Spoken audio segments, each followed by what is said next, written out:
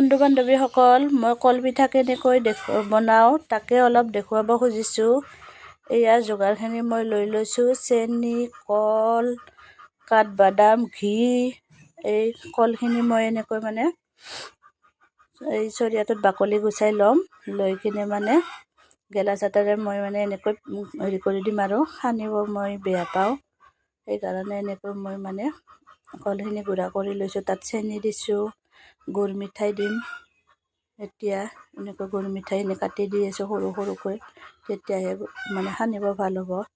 তাৰপিছত তাত অকণমান ঘি দিছোঁ, তাৰপিছত বেকিং চ'ডা দিছোঁ। এনেকৈ সানি আছোঁ আৰু সানি এতিয়া এনেকৈ ফাইনেলি বনাই আছোঁ।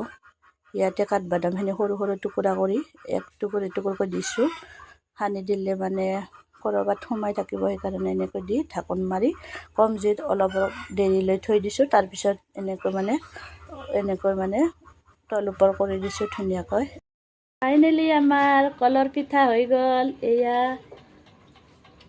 এয়া পিঠা, এয়া লাল চাহ।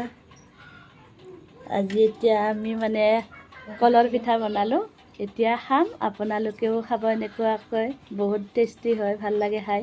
ধন্যবাদ।